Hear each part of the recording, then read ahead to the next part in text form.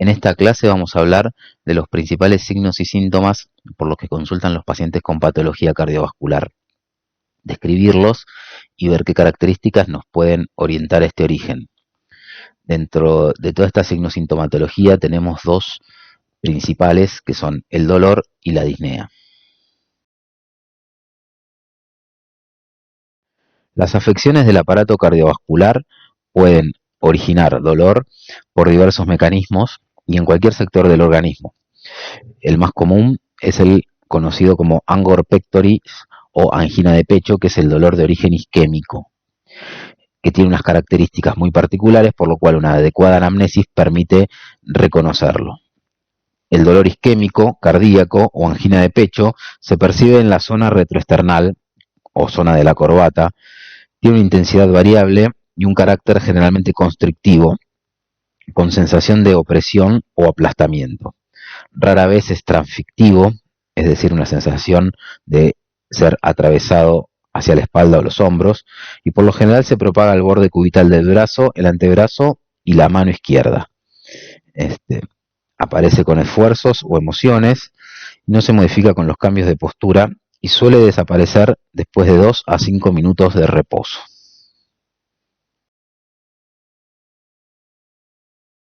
Dada la importancia de la correcta afiliación del dolor isquémico cardíaco, es importante al momento de interrogar al paciente tener en cuenta todas las características del mismo. Ellas son la intensidad, la localización, la irradiación o propagación, el tipo o carácter, la iniciación, la duración, los factores concomitantes, los equivalentes y los factores tanto desencadenantes como factores de atenuación. A continuación vamos a describir cada uno de ellos.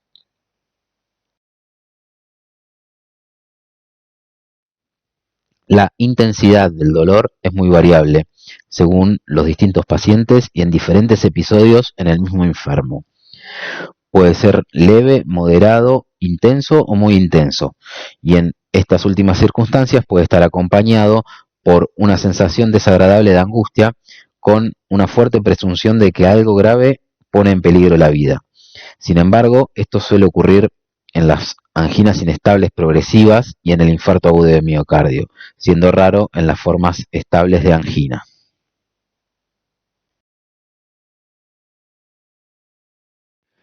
La localización más frecuente, como dijimos previamente, es la zona retroesternal, pero muchas veces su máxima intensidad puede percibirse en la espalda, en ambas fosas supraclaviculares o en la base del cuello.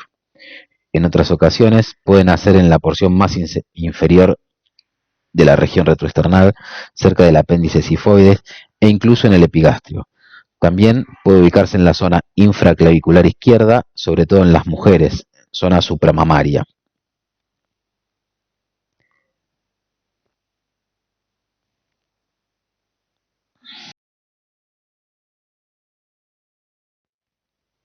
Generalmente, cuanto más intenso es el dolor, más extensa suele ser su irradiación.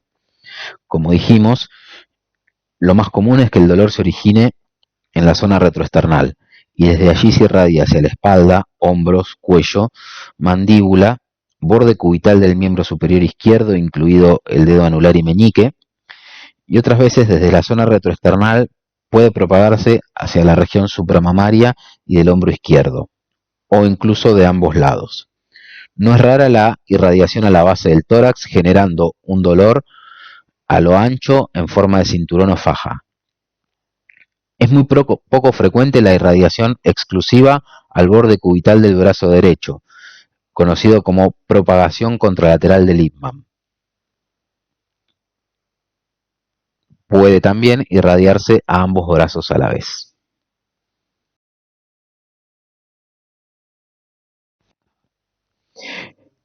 El tipo o carácter de dolor retroesternal es muy sugestivo. Generalmente se lo menciona como de tipo opresivo o constrictivo, y es frecuente que los pacientes, al describirlo, se lleven la mano en forma de garra al medio del pecho, o hagan fuerza o se golpeen con el puño cerrado. Algunos lo refieren como tenazas que les impiden moverse o respirar, y otros lo comparan con una herida desgarrante o como una herida originada por una puñalada o algo perforante. Cuando es muy leve, puede ser difícil de describir o manifestarse. Algunos lo refieren como un ardor, un dolor urente. Pero uno puede excluir casi con certeza el origen isquémico ante el relato de un dolor punzante que el paciente puede señalar con la punta del dedo.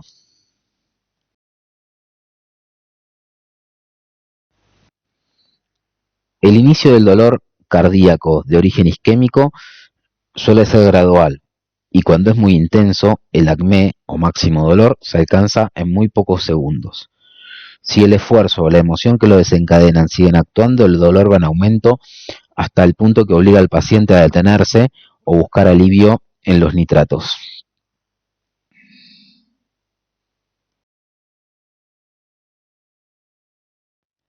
En cuanto a la duración del dolor, esta oscila entre 2 y 5 minutos, aunque puede ser algo menor o incluso prolongarse hasta 3 veces más. Pero si alcanza o sobrepasa los 30 minutos de duración, el grado de isquemia es considerable y uno debe sospechar la producción de una necrosis cardíaca, es decir, un infarto agudo de miocardio, aunque sea en pequeñas áreas. Por lo contrario, un dolor fugaz de pocos segundos puede considerarse siempre de causa no isquémica y generalmente es de causa funcional.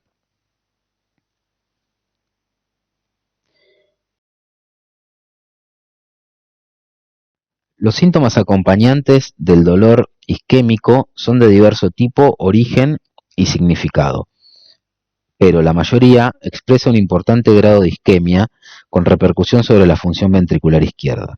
Son frecuentes los eructos producidos por la aerofagia ante la ansiedad y la angustia, también las náuseas y los vómitos, que en general indica que se ha producido una importante necrosis, sobre todo en la cara diafragmática, y parecen estar originados por irritación del neumogástrico.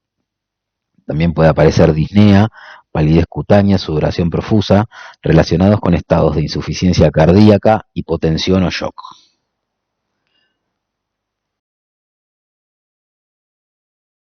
Muchas veces la disnea, más que un síntoma acompañante del dolor, constituye un equivalente, es decir, que reemplaza o representa el angor.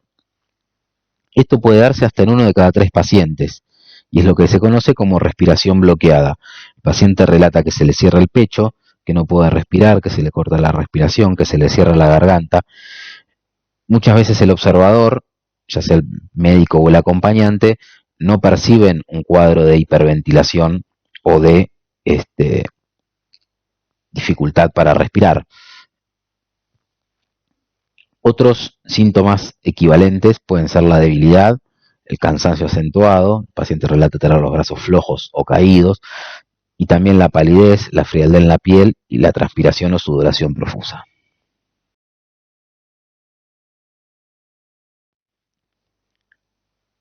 El dolor puede estar desencadenado por diferentes factores, que en su gran mayoría actúan produciendo un aumento de la demanda de oxígeno por parte de las fibras miocárdicas. Los esfuerzos, las emociones, el frío intenso, los periodos digestivos, el aumento de la volemia por reabsorción de edemas en el decúbito, las crisis taquicárdicas e hipertensivas son los principales factores.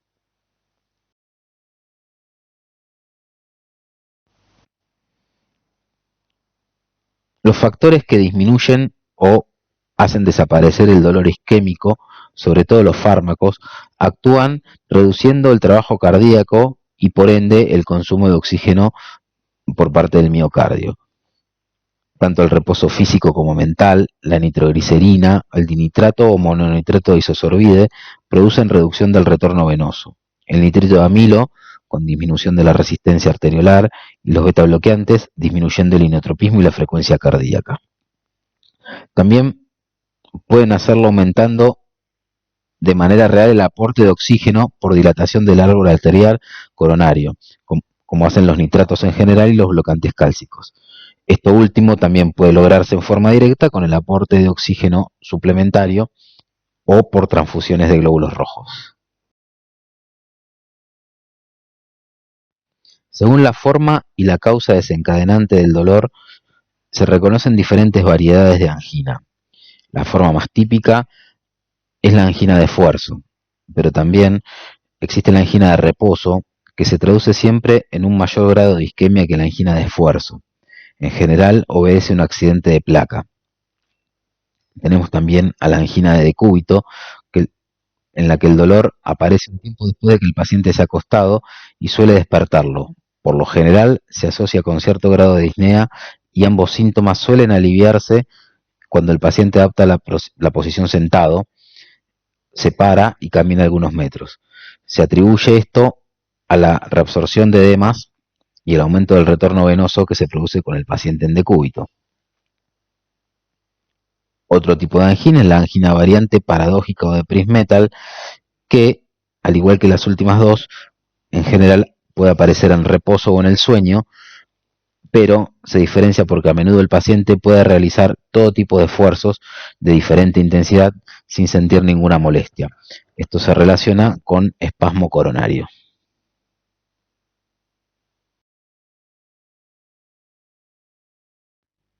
Según el número, duración o intensidad de las crisis, podemos clasificar al dolor isquémico cardíaco de la siguiente manera. La angina estable es un dolor de características clásicas que no varía en número, intensidad o duración en los últimos 2 meses. En general es desencadenado por los mismos esfuerzos y si aparece en reposo suele ser de corta duración y desaparecer por nitritos. En cuanto a la angina inestable, podemos clasificarla en la angina de reciente comienzo, en la que tiene menos de 2 meses de evolución. Por ser un cuadro de reciente iniciación, uno no sabe cómo se va a comportar a lo largo del tiempo. Y la angina progresiva, la cual aumenta el número, intensidad y duración del dolor, el cual va apareciendo ante esfuerzos cada vez menores e incluso en reposo. Esta puede ser en forma lenta, durante meses o en semana e incluso días, lo que se conoce como angina rápidamente progresiva.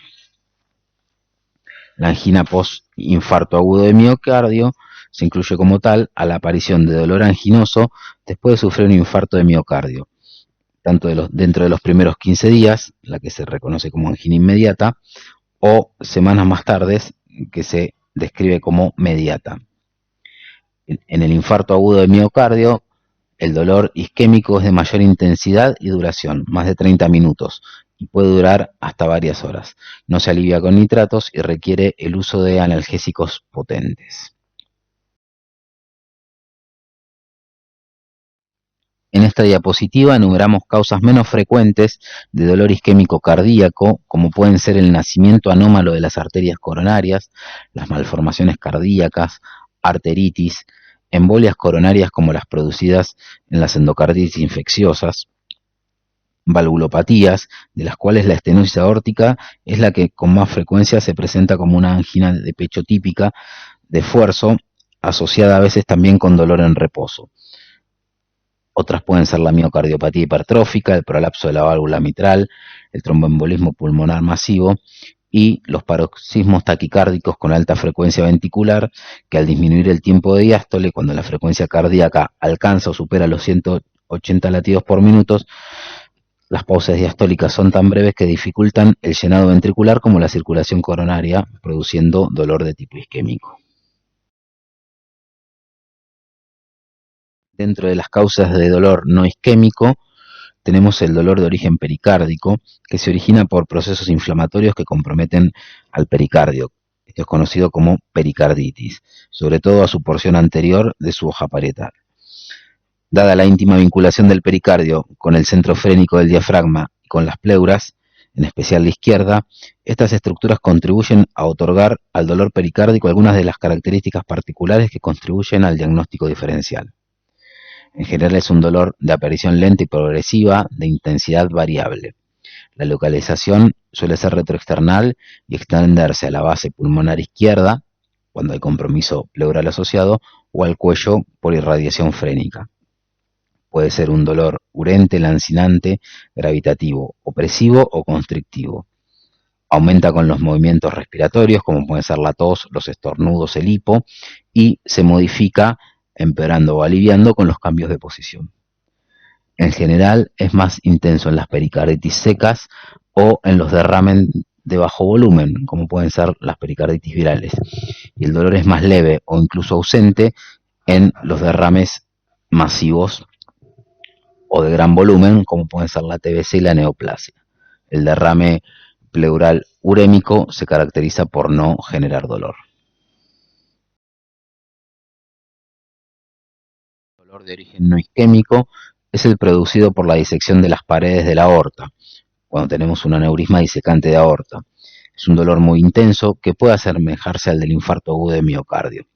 La localización es retroesternal cuando compromete a la aorta suprasigmoidea. Puede extenderse al cuello y al dorso cuando la disección progresa a toda la aorta. La localización dorsal o lumbar es si la disección es por debajo de la arteria subclavia. Puede acompañarse de una hemiparesia si compromete al tronco brachiocefálico o a la carótida, y de una paraparesia y trastornos sensitivos por isquemia medular si compromete a las arterias espinales.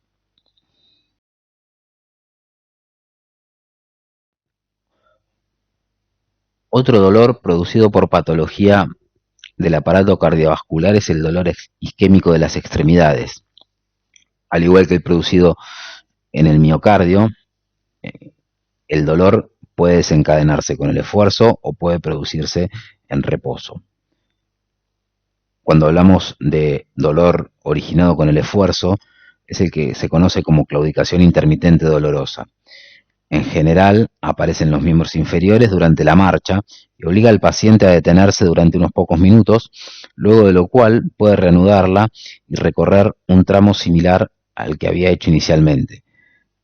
Esto en general se va agravando con el tiempo y el paciente puede hacer cada vez tramos más cortos y a menor velocidad.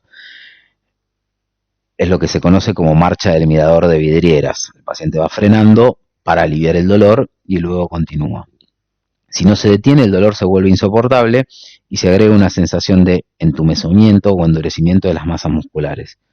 Suele ser bilateral pero asimétrico, al haber diferentes grados de lesiones en las diferentes arterias. Cuando una claudica primero y el paciente se detiene, el otro miembro no llega a claudicar.